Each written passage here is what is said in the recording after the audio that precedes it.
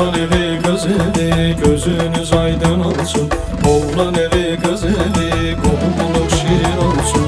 Oğlan evi kız evi gözünüz aydın olsun. Oğlan evi kız evi kohumuluk şirin olsun.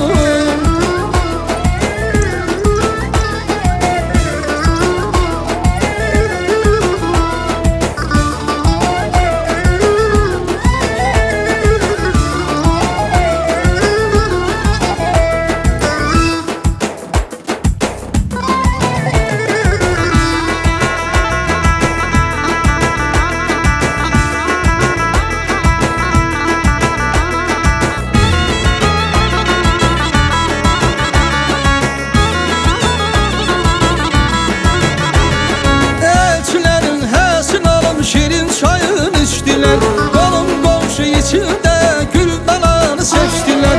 Elçilerin hesini alıp şirin çayın içtiler, kolum komşu içinde gül dalanı seçtiler. Oğlan evi kız evi gözünüz aydın olsun.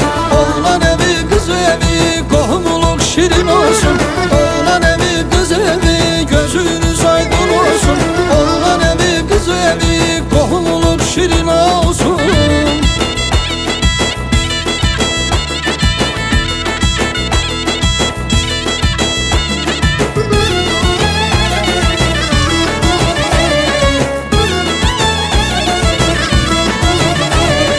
Her bir evde toy bu saat vağzalının hoş sesi.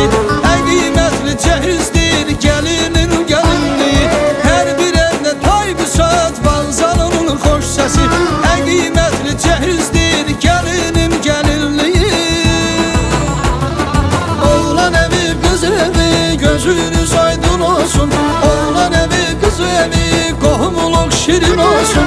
Oğlan evi kız evi gözünüz aydın olsun. Oğlan evi kız evi kohumuluk şirin olsun.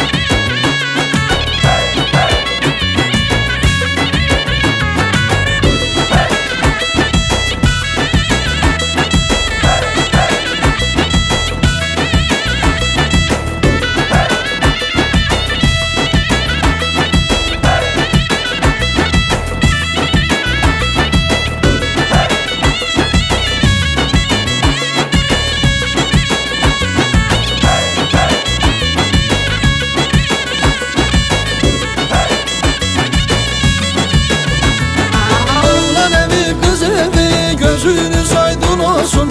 Oğlan evi kız evi kohumuluk şirin olsun.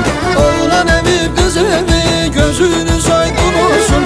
Oğlan evi kız evi kohumuluk şirin olsun. Oğlan evi kız evi gözünüz aydın olsun. Oğlan evi kız evi kohumuluk şirin olsun. Oğlan evi kız evi gözünüz aydın olsun. Oğlan evi kız evi kohumuluk şirin olsun.